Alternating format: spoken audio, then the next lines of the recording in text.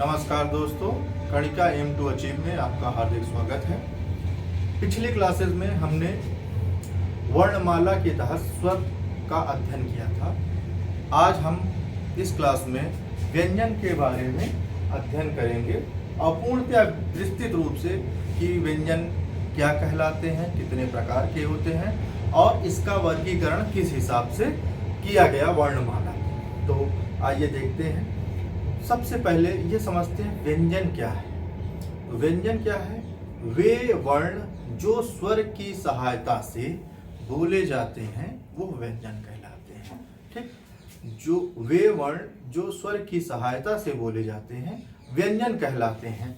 चाहे वो क्या हो जाएगा, जैसे का, खा, पा, चा, या, तो इन सब को हमने कहा कि व्यंजन की सहायता से।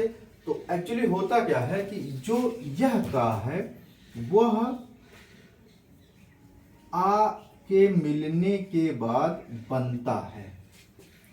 तो का में छोटा आ समाहित होके ये का बना। तो जब इसका उच्चारण हम ऐसे का के रूप में करते हैं तो इसमें क्या है, एक स्वर जो है आ जुड़ गया। तो समस्त जो व्यंजन है उसमें छोटा आ जुड़ा रहता है। तो यदि किसी व्यंजन में से आ को निकाल देते हैं तो उसमें उसका स्वरूप लिख दिया जाएगा, हलंत उसके नीचे लगा देते हैं। इसलिए व्यंजन को हम हलंत वर्ण भी कहते हैं। ठीक है, इतना आपको समझ में आ जाना चाहिए कि व्यंजन क्या है और उसमें से आ का क्या रोल है, किस आ का कैसे रोल है और आ निकालने से हलंत कैसे लग जाता है और हलंत वर्ण किसे कहते हैं। तो हलंत वर्ण भी व्यंजन कहलाता है और व्यंजन क्या है, जो स्वरों की सहायता से बोले जाने वर्ण व्यंजन कहलाते हैं। ठीक, अगला आता है कि व्यंजन का वर्गीकरण। तो व्यंजन का वर्गीकरण हम कई तरीके से करते हैं, जिसमें से पहला आता है उच्चारण के आधार पर वर्गीकरण। तो हम ये नोट करते हैं, यहां लिख लेते हैं व्यंजन का वर्गीकरण। तो पहले ये देख लेते हैं कि हिंदी वर्णमाला में कौन कौन से व्यंजन है। ये हमने पिछले क्लासेस में बताया भी है बहुत आसानी से। जो पहली क्लास थी वर्णमाला की उसमें हमने काफी विस्तृत रूप से उस पर चर्चा की थी। तो व्यंजन का वर्गीकरण हम पहले हिसाब से लिखेंगे, उच्चारण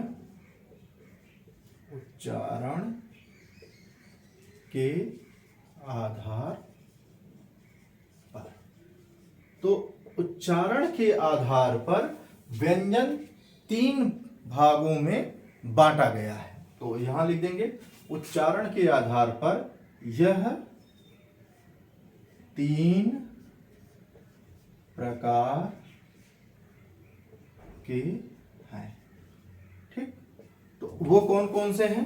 पहला हमारा क्या होगा, स्पर्श व्यंजन। पहला क्या होगा, स्पर्श व्यंजन। दूसरा क्या होगा, अंतःस्थ व्यंजन। तीसरा क्या होगा हमारा, ऊष्म व्यंजन। ठीक, उच्चारण के आधार पर हम व्यंजन को 3 तरीके से बांटते हैं, जिसमें क्या है, स्पर्श, अंतःस्थ और ऊष्म व्यंजन। अब एक एक व्यंजन के बारे में हम देख लेते हैं कौन कौन से हैं। पहला है स्पर्श व्यंजन। ठीक, तो आप ऐसे लिखिए, इसको यहां से हटाइए और यहां पे हेडिंग डालिए, स्पर्श व्यंजन। स्पर्श व्यंजन में देखते हैं कौन कौन से। स्पर्श का मतलब क्या है कि जब हम किसी वर्ण का उच्चारण कर रहे हैं तो हमारे मुख से जो वायु है जिस जिस स्थान को छूती हुई उस वर्ण को उच्चारित करती है वह स्पर्श व्यंजन कहलाता है। जैसे का, खा, गा, घा, अंगा है। ये एक तो क्या है, ये कंठ, कंठ के वायु हमारी इसको जब उच्चारित करते हैं तो कंठ से वायु निकल जाती है, बाकी किसी मुंह के किसी भी स्थान को नहीं टच करती है। तो ये क्या कहलाएगा, कंठस्य व्यंजन कहलाएगा। ठीक, तो क्या कहलाएगा, ये किसको स्पर्श करती है, कंठों को करती है, जिसको कंठस कहते हैं। तो कंठ को स्पर्श करेगी। ठीक, दूसरी चीज क्या है, यह जो है पूरा एक समूह रखा हुआ है, गुच्छा रखा हुआ है, तो इसको हम क्या कह देते हैं, का वर्ग। ठीक है, इसको क्या कह देंगे, का वर्ग। इसी प्रकार हम दूसरा वर्ग क्या है, चा वर्ग। चा वर्ग में कौन कौन से आते हैं, च, छ, ज, झ, ञ। ठीक है, इसका उच्चारण क्या होता है, जब वायु हमारी तालु से, तालु को मतलब मुंह का ऊपरी वाला जो छत है उसको टच करते हुए जब हमारा वायु वर्ण को उच्चारित करता है तो वो वर्ण क्या कहलाते हैं, ताल, तालव्य कहा जाता है, या तालु को स्पर्श करते हैं, तो ये क्या हो गया, तालव्य। ठीक, इसी तरीके से टा वर्ग है। टा वर्ग हमारा, इसमें जो व्यंजन आएंगे आप बोलते जाइए, टा, ठा, डा, ढा।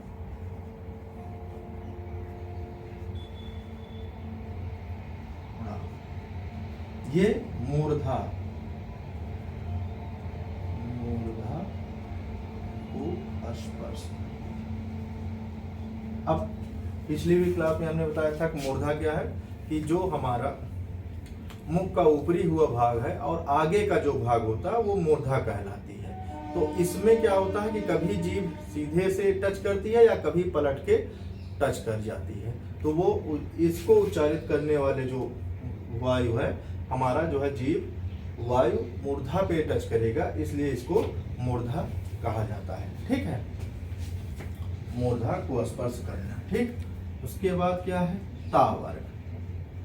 ता वर्ग में क्या है, ता, थ, द, ध, न। ये क्या है, इसको जब ता, थ, द, ध, न कहते हैं तो हमारी जिह्वा तो ता पे, और जो वायु है मुंह से उच्चारित हो रही है, जो वायु जो निकल रही है वो दांत पे टच करती है, दांत के थ्रू बाहर निकलती है, तो इसको हम कह देते हैं दंतस्य वर्ण। दंतस्य वर्ण कह देते हैं, दांतों को स्पर्श करती है, दांतों को स्पर्श करती है। अगला क्या है, पा वर्ग। आप जब पा, फा, बा, भा बोलते हैं तो ये देखते हैं कि जो हमारा लिप है उसका यूज होता है, तो ये क्या कहलाएंगे, ओष्ठ वर्ग कहलाएंगे। तो ये कौन से होंगे, पा, फा, बा, भा, मा। ये क्या कहलाएंगे, ओष्ठ कहलाएंगे। ओष्ठों को स्पर्श करती है, इसको करती है, ओष्ठों को स्पर्श करती है। तो इस प्रकार वायु अलग मुख के अलग अलग भागों के द्वारा होकर गुजरती है और अलग अलग स्थानों को स्पर्श करती है। इस कारण से इन सभी को हमने स्पर्श व्यंजन कहा। इसको क्या कहा, स्पर्श व्यंजन कहा। अब इनकी गिनती देख लीजिए, 5, 5, 5 25, तो ये कितने हो गए, 25। गिन लीजिए चाहिए, 1 2 3 4 5 6 7 8 9 10 11 12 13 14 15 16 17 18 20 21 22 23 24 25। तो कभी क्वेश्चन आया कि स्पर्श व्यंजनों की संख्या कितनी होती है, तो आप क्या बताएंगे, 25 है। ठीक, दूसरी चीज कि चूंकि ये अलग अलग वर्ग से आ रहे हैं, का वर्ग, चा वर्ग, टा वर्ग, ता वर्ग, पा वर्ग, तो इस कारण से इसको हम वर्गीय व्यंजन भी कहेंगे, वर्गीय व्यंजन भी कहेंगे।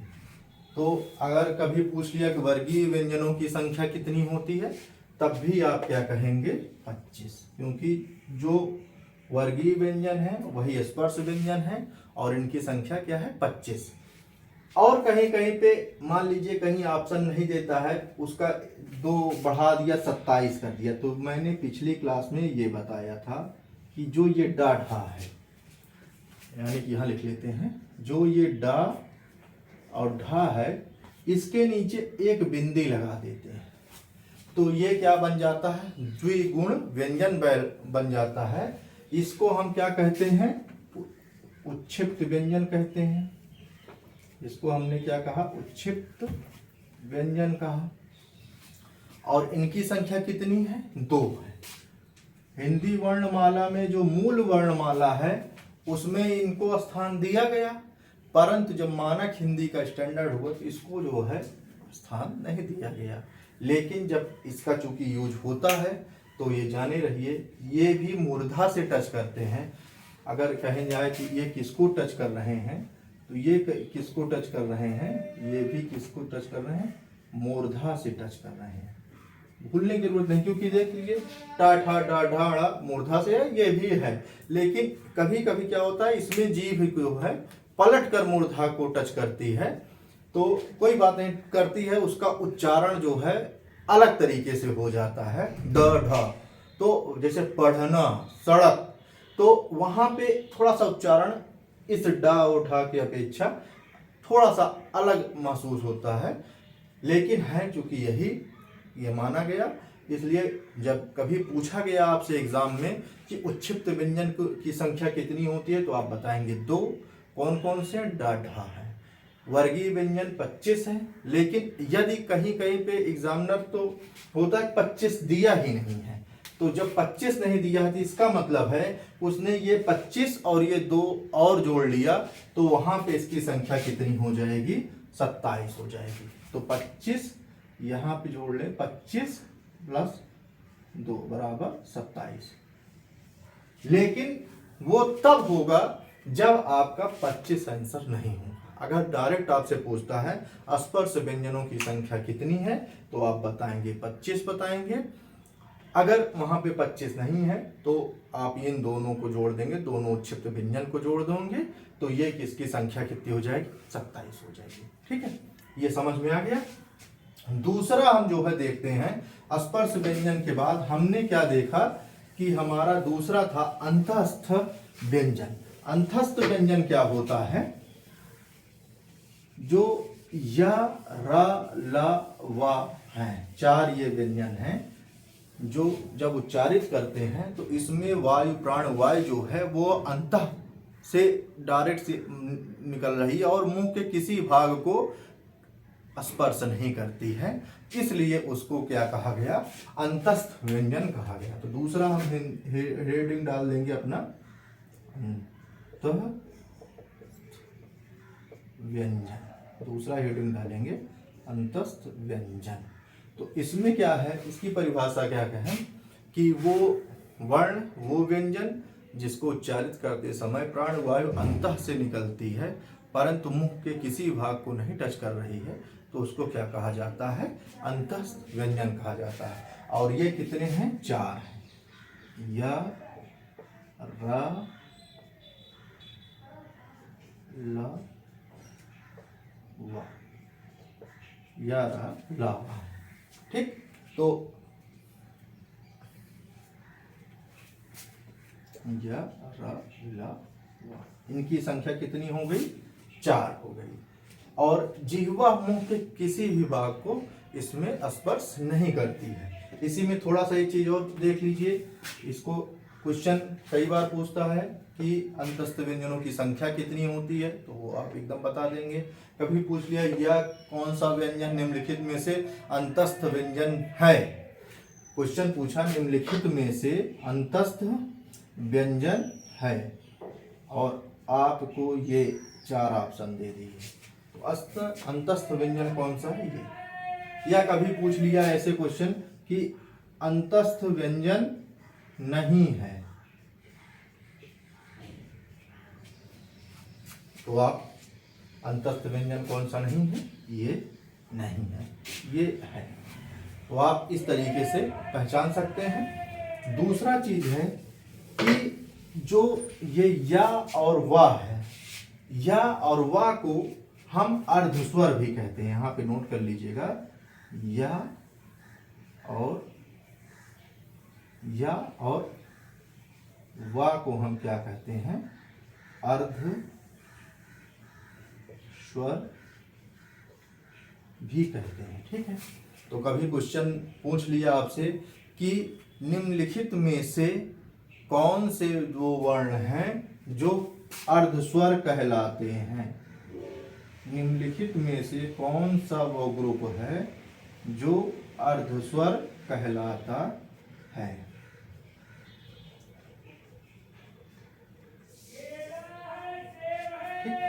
अर्धस्वर कौन सा होगा, हमने भी क्या बताया, या और वा अर्धस्वर है, तो या और वा कौन है, ये है, तो ये हमारा ग्रुप जो होगा अर्धस्वर के रूप में होगा। इसी में अगला पार्ट लिख लीजिएगा, रा को लुंठित बोला जाता है। क्या बोला जाता है, रा को लुंठित वर्ण भी बोला जाता है। तो आप इसको भी यहाँ पे नोट कर लें। फिर आगे फिर किस कारण से बोला जाता है, अगला वर्गीकरण है, लेकिन यहाँ पे नोट कर लीजिए, लुंठित भी बोला जाएगा। और यहीं पे एक चीज और लिखें, ला को क्या बोला जाएगा, ला को हम पार्श्विक वर्ण भी कहते हैं, पार्श्विक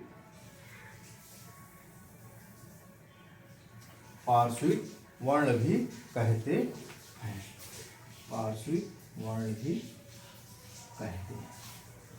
तो ये जान लीजिए कि अंतस्थ व्यंजन कौन से हैं, ऐसे व्यंजन जो जब प्राणवायु अंतः से निकलती है परंतु जिह्वा मुख के किसी भी भाग को स्पर्श नहीं करती है, तो वह व्यंजन अंतस्थ व्यंजन कहलाएंगे। या वा को अर्धस्वर भी कहते हैं, रा को लुंठित कहते हैं, लुंठित वर्ण भी कहते हैं, ला को पार्श्विक वर्ण भी कहते हैं। कई बार एग्जाम में क्वेश्चन पूछा गया है कि पार्श्विक वर्ण कौन सा है, आप संदेह दिया तो आप पहचान लीजिएगा। कई बार पूछा है लुंठित कौन सा है, तो आप ये देख के बता देंगे। या कभी पूछा, कई बार पूछा, हर एग्जाम में अमूमन पूछता रहता है, तो मैं ये आपको बार बार ये बोलने की जरूरत नहीं है कि यूपीपीसीएस में पूछा है, यार वो पूछा है, कि यहाँ पूछा है, या आयोग यूपी में पूछा है, या यूपीपीसीएल में पूछा है। तो ये याद रखिएगा कि ये है, ठीक, और इस पे क्वेश्चन बनते रहते हैं। तो ये पूर्ण हुआ। अब अगला है जो हमने व्यंजन बनाया, वो हमने उच्चारण के आधार पर वर्गीय किया, ऊष्म व्यंजन। ठीक, वो हमने क्या कहा, ऊष्म व्यंजन। ठीक, तो ऊष्म व्यंजन क्या है कि जब हम वर्ण को उच्चारित करते हैं तो हमारा जो प्राणवायु है वो मुख के अलग अलग भाग को स्पर्श करे और रगड़ के साथ स्पर्श करते हुए उसमें गर्मी पैदा करे, तो वह वर्ण ऊष्म व्यंजन कहलाएगा। वो कौन कौन से हैं, शा है,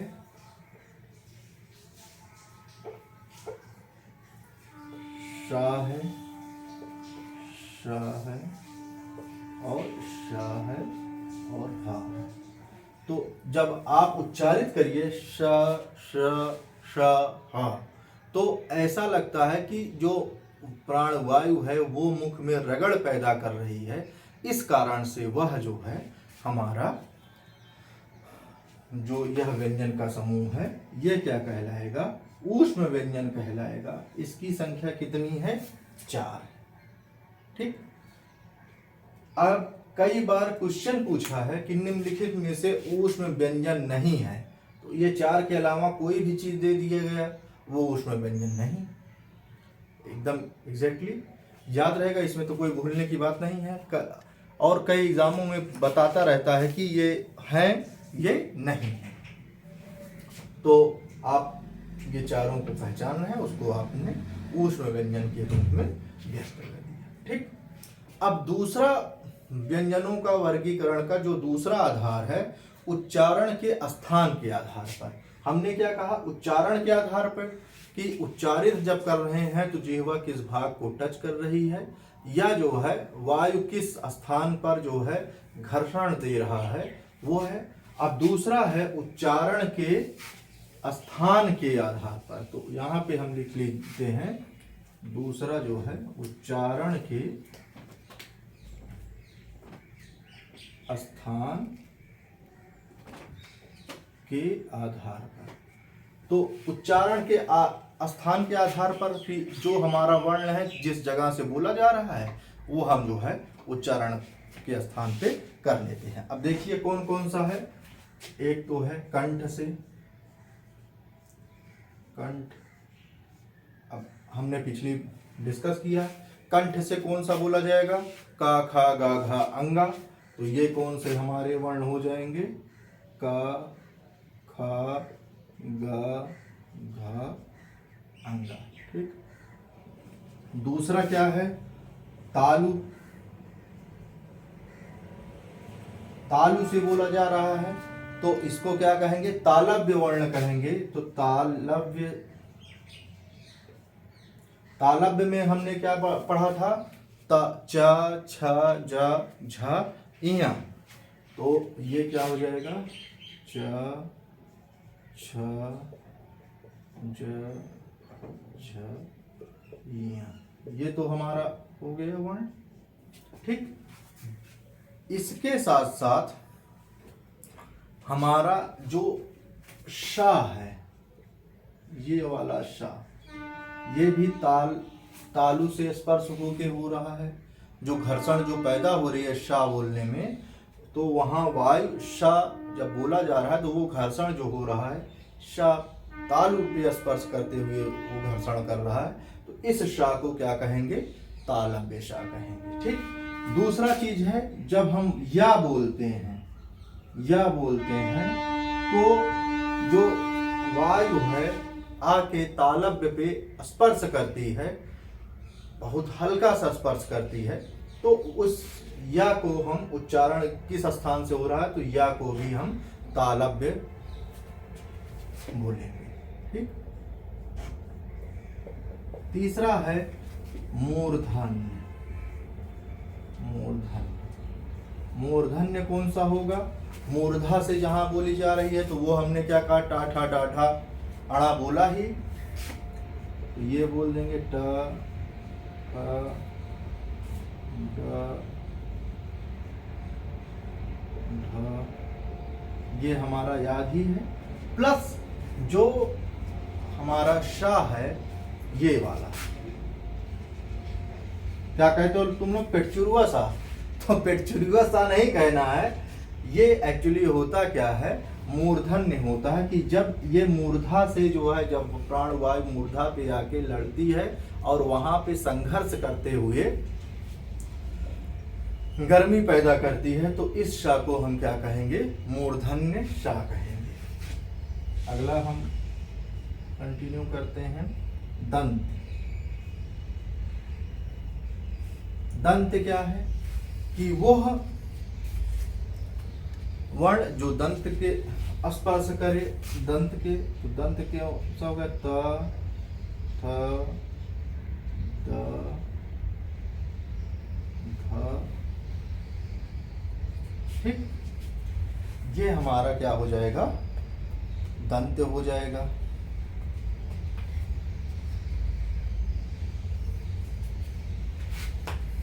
अगला देखिए, दंत के बाद क्या आता है, ओष्ठ। एक चीज और है कि इसी के साथ, हाँ पहले ओष्ठ लिख लीजिए, तो यहाँ पे ना हम थोड़ा सा हटा देते हैं क्योंकि उसका कारण मैं बता रहा हूँ। पहले लिख लीजिए ओष्ठ। ओष्ठ में कौन सा आ जाएगा आपका,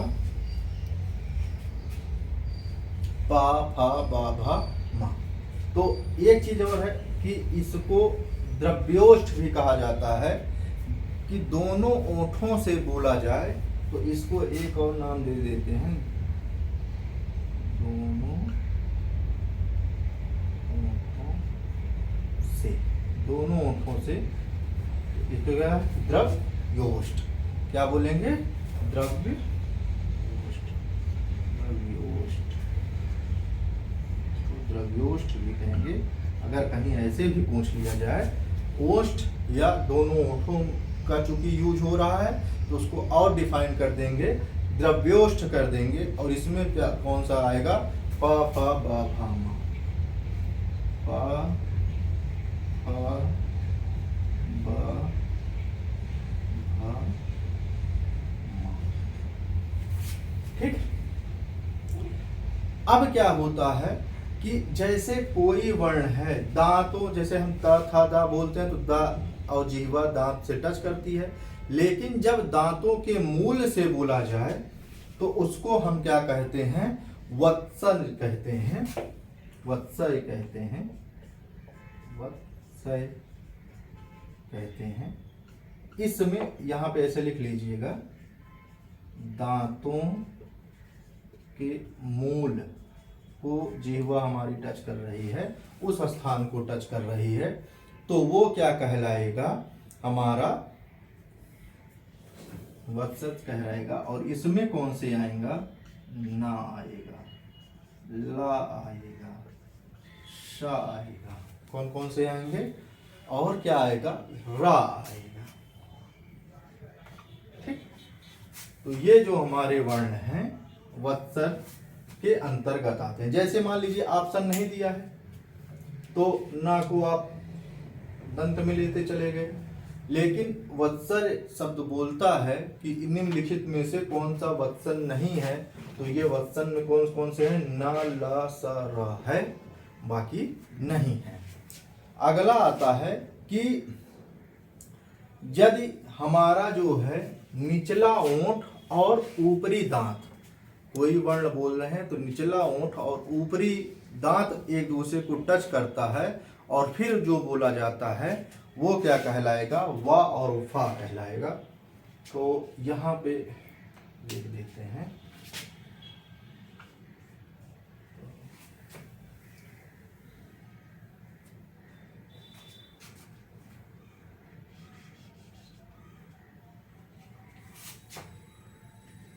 क्या लिखते हैं? दंत्योष्ठ। दंत्योष्ठ, दंत्योष्ठ लिखेंगे। और यहाँ पे लिखेंगे निचला, निचला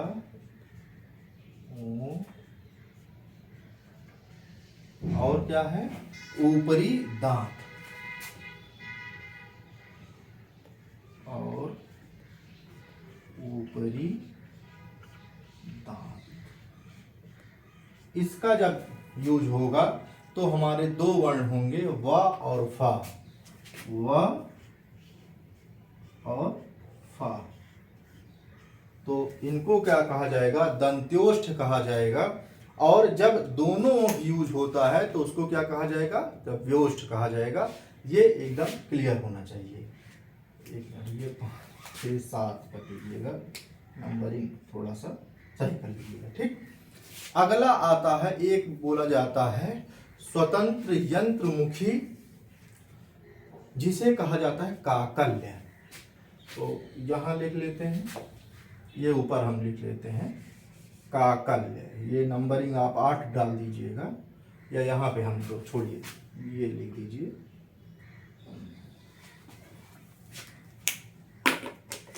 काकल्य, स्वतंत्र यंत्रमुखी या काकल्य, स्वतंत्र यंत्र मुखी, स्वतंत्र यंत्र मुखी या काकल्य, या इसी को क्या कहेंगे? काकल्य।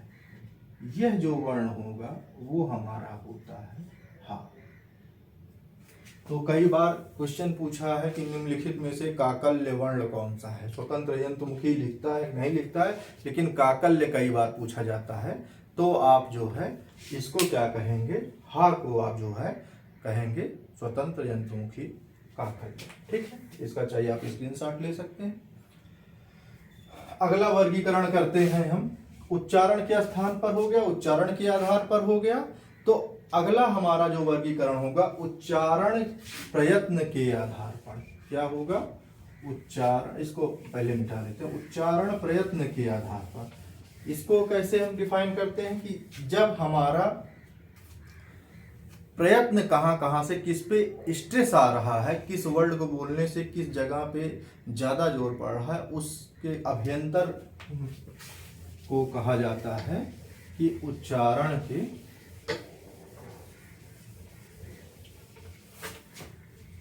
प्रयत्न के आधार पर।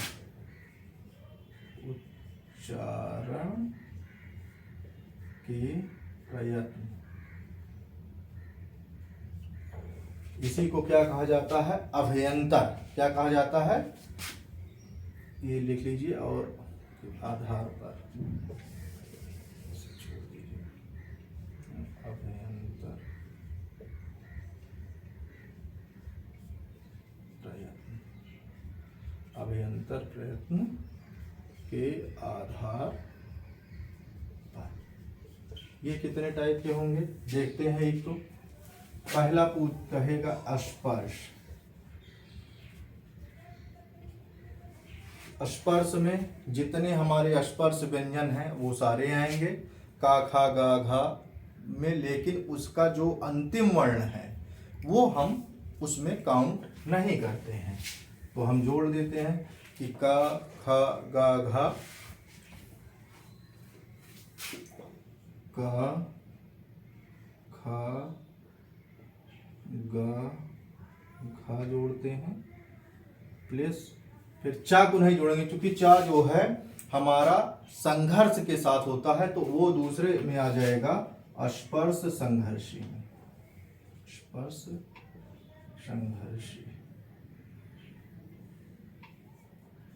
स्पर्श संघर्षी। तो स्पर्श संघर्षी में क्या आएगा? स्पर्श का मतलब कि जीवा जिस मुख के जिस स्थान को उच्चारित कर रही, टच कर रही है, साथ साथ संघर्ष। संघर्ष का मतलब कि जब वो बोल रहे हैं तो वायु निकलने में थोड़ा सा संघर्ष करना पड़ रहा है, तो उसको क्या कहा जाएगा? स्पर्श संघर्षी। तो पहले हम देख लेते हैं स्पर्श कौन सा है। स्पर्श में का खा गा घा, फिर टा ठा डा ढा है, फिर कौन सा है हमारा? ता था दा धा और पा फा बा भा। ता था दा धा, ता था दा धा है और पा फा बा भा। याद रखिएगा इन सबका जो अंतिम वर्ण है उसको नहीं काउंट करते हैं। इसी तरीके से स्पर्श संघर्षी क्या होगा? स्पर्श संघर्षी स्पर्श में चा छा जा झा इया भी है, लेकिन उसमें संघर्षी जो है वो इया नहीं होता है, तो उसको हटा देंगे। च छ ज और झ, ये क्या हो जाएगा? हमारा स्पर्श संघर्षी हो जाएगा। तीसरा क्या है? संघर्षी।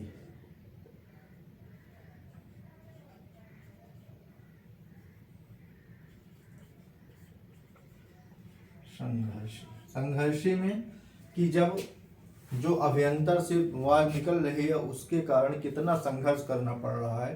तो हमने क्या पढ़ा था? संघर्ष, जब हम ऊष्म व्यंजन पढ़े थे तो हमने कहा था कि जब निकलता है आवाज ज्यादा रगड़ होती है तो ऊष्मा निकलती है। तो यहाँ पे अगर हम सिर्फ संघर्षी की बात करें तो क्या हो जाएगा? श, श और श, ये तीन जो है वर्ण होंगे संघर्षी। लेकिन कई बार क्वेश्चन पूछ लिया गया है कि ऊष्म संघर्षी कौन सा है? ऊष्म संघर्षी, ऊष्म संघर्षी। तो ऊष्म संघर्षी में ये सारे ऊष्म व्यंजन हम डाल ही देंगे और हा भी इसमें शामिल हो जाएगा, क्योंकि हा ऊष्म है और संघर्षी सा शा शा है, तो ये ऊष्म संघर्षी भी हो गया।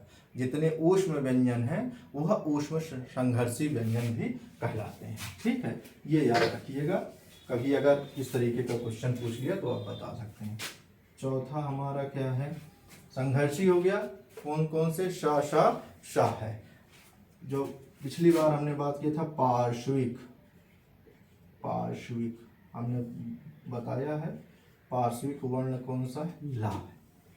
अगला आता है लुंठित, लुंठित कौन सा है हमारा, रा है। कई बार ये एग्जाम में पूछा है कि निम्नलिखित में से लुंठित वर्ण कौन सा है या निम्नलिखित में से पार्श्विक कौन सा है, वो याद आप रखिएगा। अगला पूछा है उच्छिप्त, हमने कई बार इस पे बात की है, तो उच्छिप्त आप बता देंगे ड और ढ है। ठीक, अगला है कि अर्धस्वर, हमने इस पे भी बात की है। अर्धस्वर कौन कौन से हैं बताइए, अर्धस्वर होते हैं य और वा, तो क्या हो जाएगा, य और वा को हम अर्धस्वर भी कहते हैं। और एक शब्द आता है अनुनासिक, अनुनासिक, सभी वर्गीय व्यंजन का पांचवा अक्षर अनुनासिक होगा, क्योंकि जैसे अंगा, इया, ना, णा और माँ, तो इन सब में क्या है कि जब हम बोलते हैं तो हमारी जो सांस है वो मुख से भी बोली जा रही है और नाक से भी निकल रही है, तो यह जो है हमारा अनुनासिक वर्ण होगा। तो पूछा जाता है कई बार कि निम्नलिखित में से अनुनासिक वर्ण कौन सा नहीं है।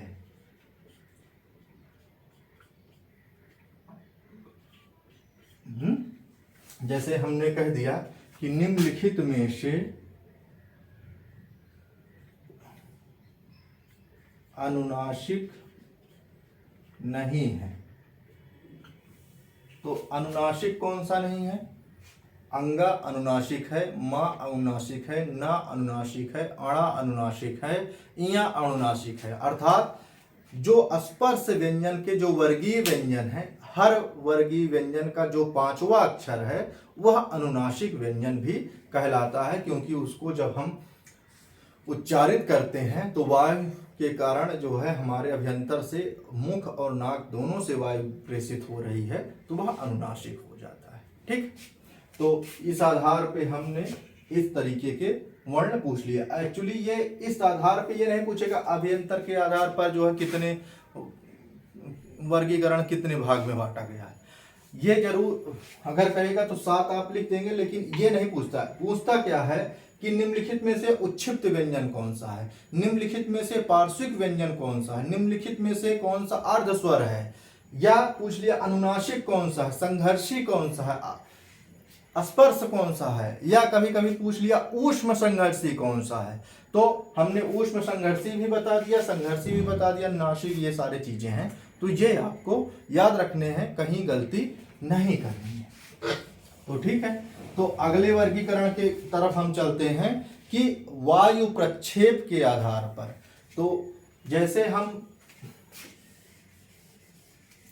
व्यंजनों को बोल रहे हैं तो कितनी मात्रा में हमारे जो वायु का प्रक्षेप, प्रक्षेप का मतलब, वायु प्रक्षेप का मतलब क्या, वायु प्रक्षेप का मतलब कितनी मात्रा में कोई वर्ण बोलते समय कितनी मात्रा में वायु का बाहर निकलता है, प्रक्षेप करता है, मतलब भेजना, थ्रो करना, तो कितनी मात्रा में होता है, तो वो उस आधार पे हमारे जो होंगे वर्ण का वर्गीकरण किया गया। तो ये इसको कहा गया वायु प्रक्षेप के आधार पर।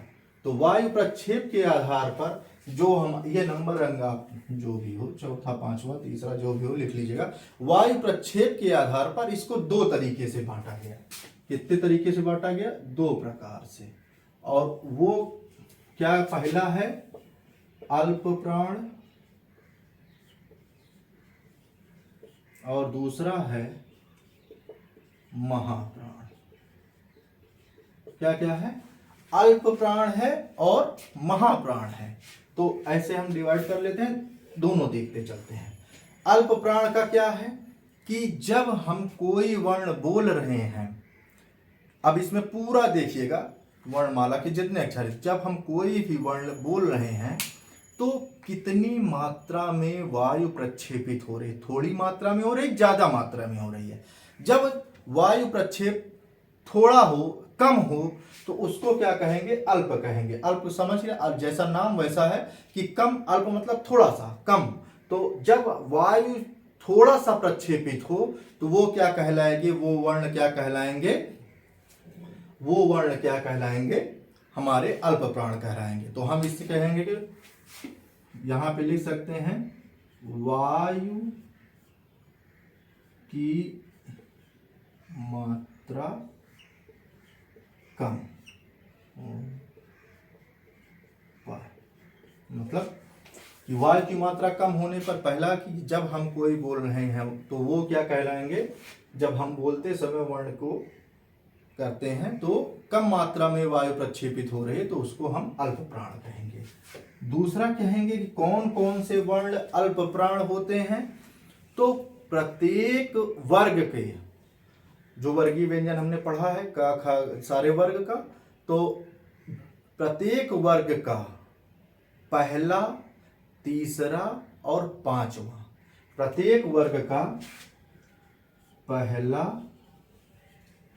तीसरा व पांचवा वर्ण, पहला, तीसरा, पांचवा वर्ण क्या होगा, हमारा अल्प प्राण होगा। तो पहला जैसे हम देख लेते हैं फॉर एग्जाम्पल क, ग, अंगा, च, छ नहीं होगा, ज, ञ।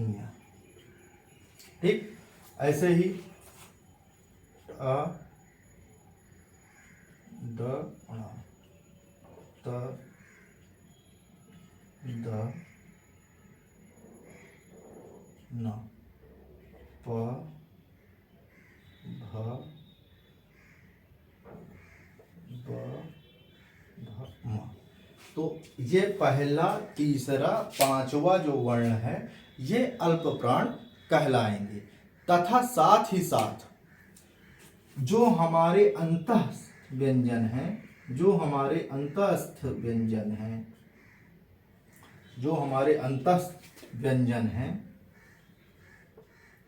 अंतस्थ व्यंजन कौन कौन से हैं, य, र, ल, व, ये जो है हमारे अल्प प्राण होंगे।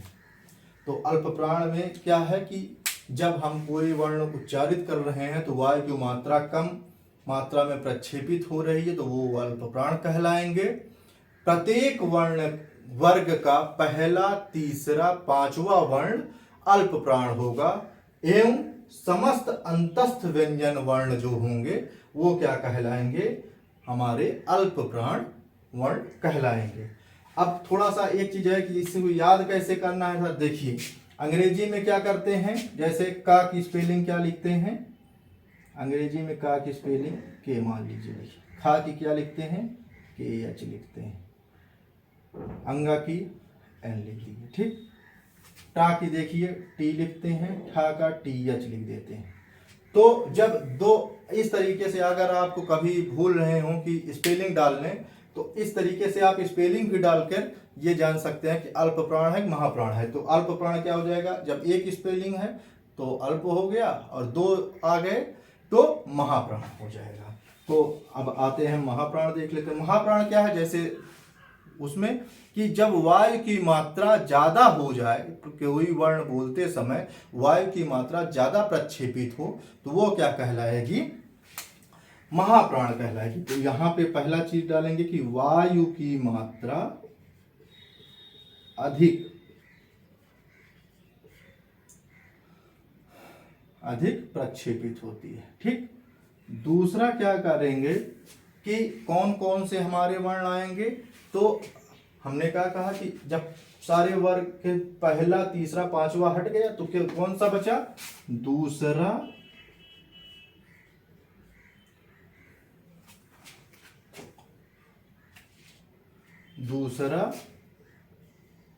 चौथा वर्ण। दूसरा चौथा वर्ण समस्त वर्गीय व्यंजन का हर वर्ग के दूसरा और चौथा वर्ण क्या कहलाएगा, महाप्राण कहलाएगा। अगला क्या है, समस्त ऊष्म व्यंजन महाप्राण कहलाएंगे। श,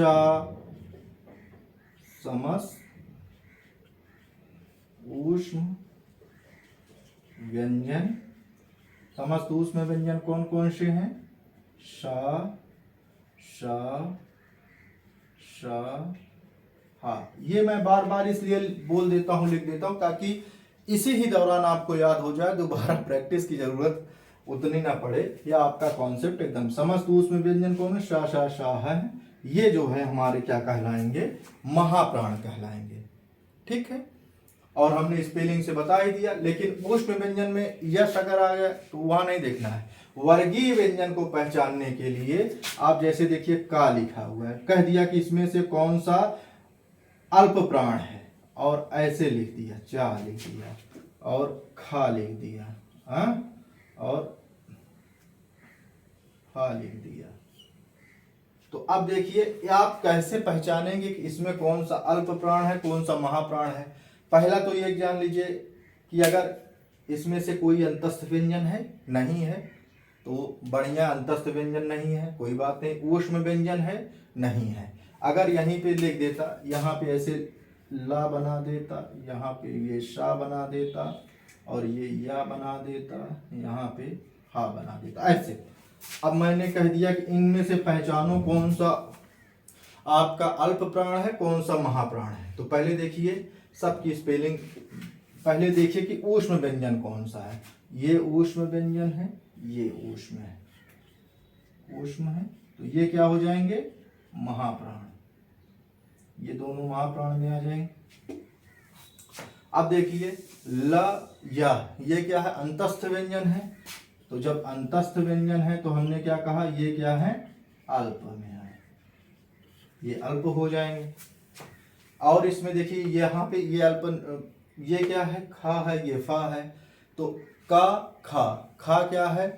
वर्णमाला में वर्ग के का वर्ग में दूसरा वर्ण है, तो ये जो है आपका आहा प्राण हो जाएगा। इसको एक तरीके से और पहचान सकते हैं, के एच इसका लिखते हैं स्पेलिंग, इसका पी एच लिखते हैं, इसका सी लिखते हैं, और इसका के लिखते हैं। तो एक स्पेलिंग आई तो अल्प प्राण, दो स्पेलिंग आई तो महाप्राण। वर्गीय व्यंजन में ऐसे भी आप महाप्राण और अल्प प्राण को पहचान सकते हैं। तो उम्मीद करते हैं कि ये अच्छा रहा होगा।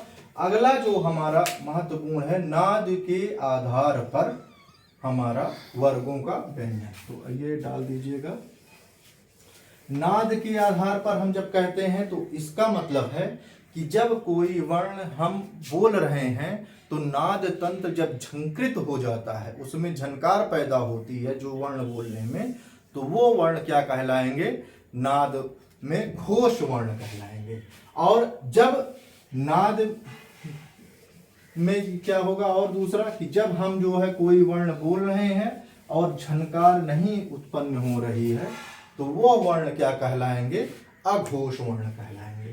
तो अगला हमने लिख दिया नाद के आधार पर वर्ण। तो ये नाद के आधार पर दो होते हैं, एक तो होगा घोष, दूसरा क्या होगा? अघोष। घोष और क्या होगा? अघोष। तो घोष कौन कौन से होंगे? जिन वर्ण को उच्चारण करते समय हमारी जो नाद स्वतंत्र तंत्रियां हैं वो झंकृत हो जाए, उसमें झनकार पैदा हो जाए, तो वो जो है वर्ण क्या कहलाएंगे? घोष वर्ण कहलाएंगे। ठीक है, तो इसमें क्या करेंगे? पहला लिखेंगे कि स्वतंत्र तंत्रियां झंकृत हों। क्या है? स्वर तंत्रियां, स्वर तंत्रियां झंकृत हो जाए तो वो क्या कहलाएगा? घोष कहलाएगा। दूसरा क्या है कि अगर स्वर तंत्रियां झंकृत नहीं होती हैं, स्वर तंत्रियां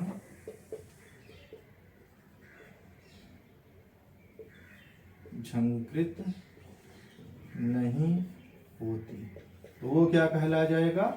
अघोष वर्ण कहलाएगा। ठीक है, अब इसमें यह देखा जाएगा कि कौन कौन से वर्ण घोष होंगे। तो प्रत्येक वर्ण का जो कौन कौन से, तो वर्ग का, प्रत्येक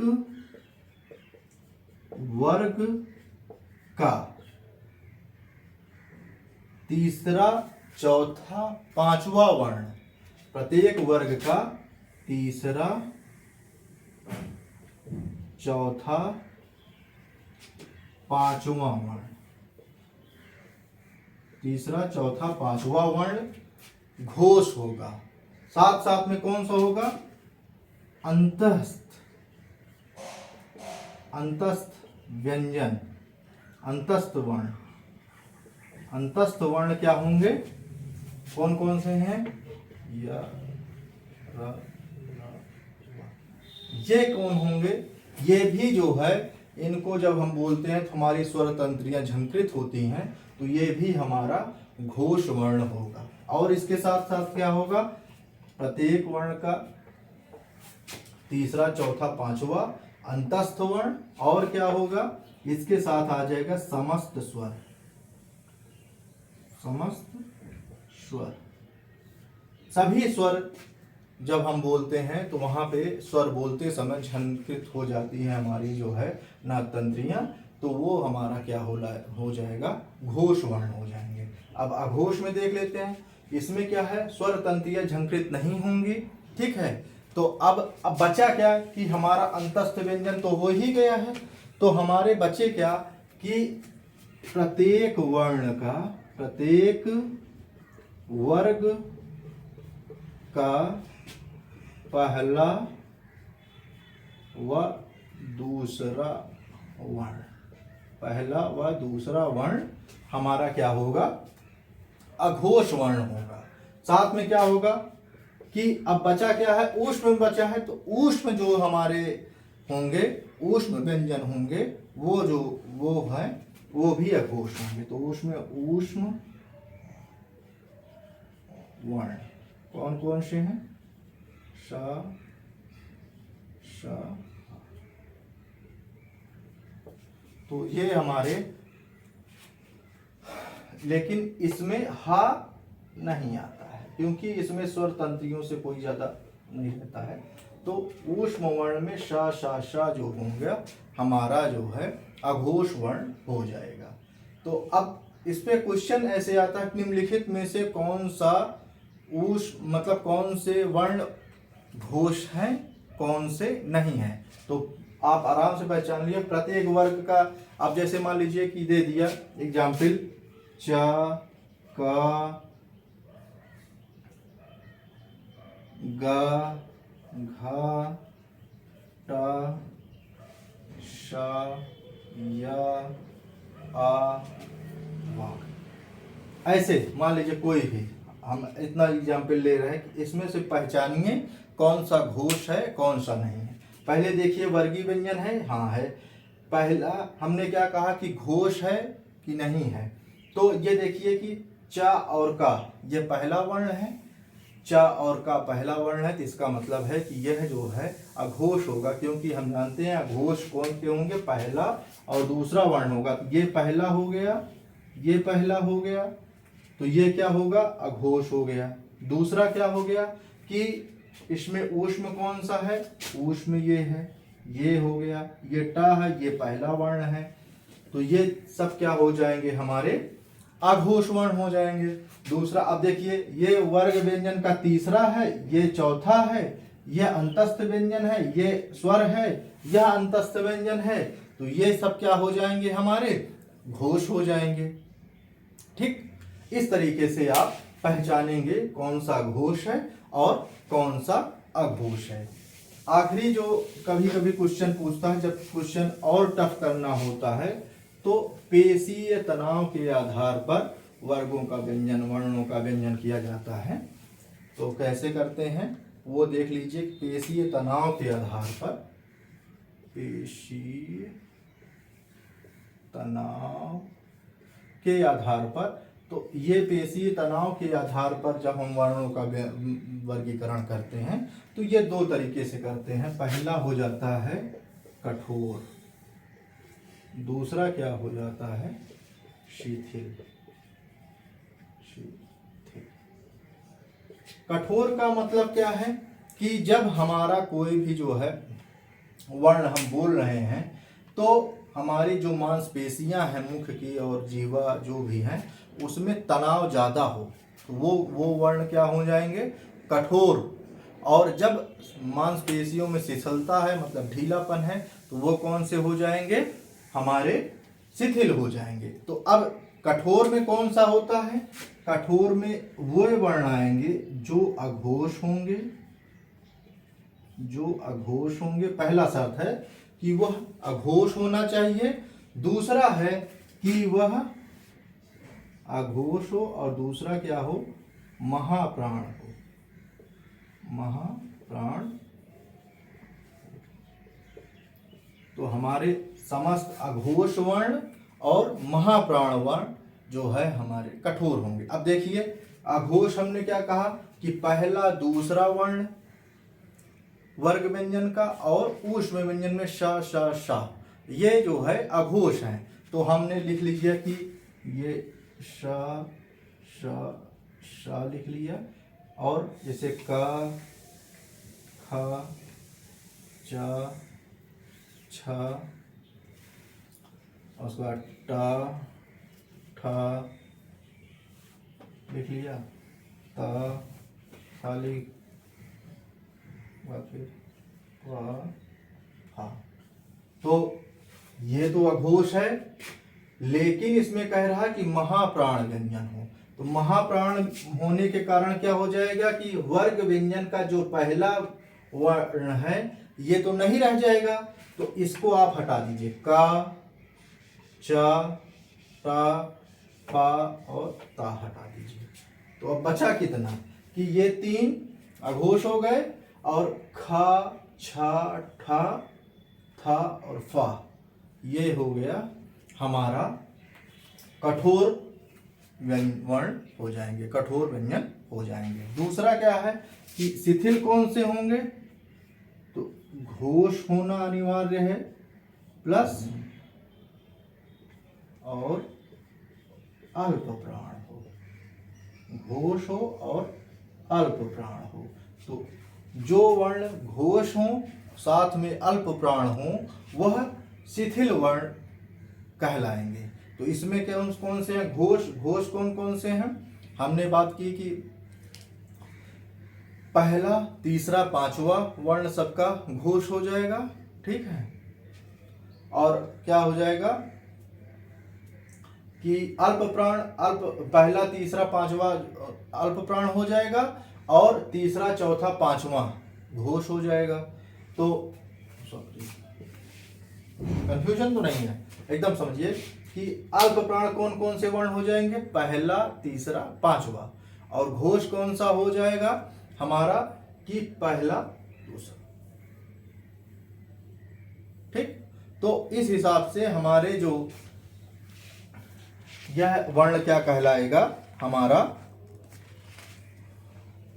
शिथिल वर्ण कहलाएगा, ठीक। अब इसमें हम जोड़ देते हैं कि कौन कौन से होंगे। तो अब देख लीजिए हमारा अंतस्थ व्यंजन क्या होता है, अल्प प्राण होता है, या र ल व, साथ में ये घोष भी होता है और घोष स्वर भी होते हैं।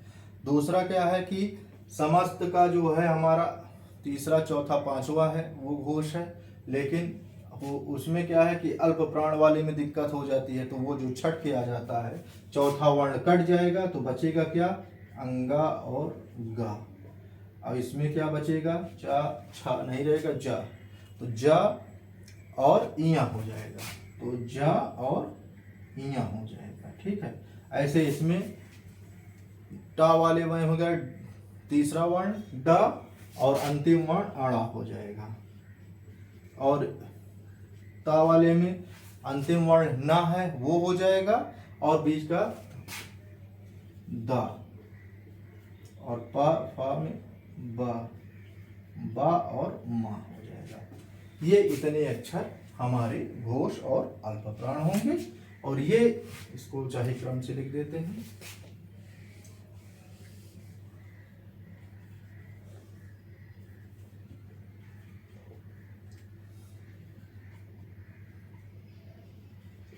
ये इस तरीके से। तो ये वर्ण हमारे कठोर हो जाएंगे और ये हमारे शिथिल हो जाएंगे। तो इस हिसाब से वर्ण क्या है और वर्णों को किस किस किस आधार पर वर्गीकृत किया गया है, मैंने आपको पूर्णतः इसको विस्तृत रूप से समझाया है। उम्मीद करता हूं आप लोगों को समझ में अच्छे से आया होगा। आगे की क्लास नए क्लास में। धन्यवाद।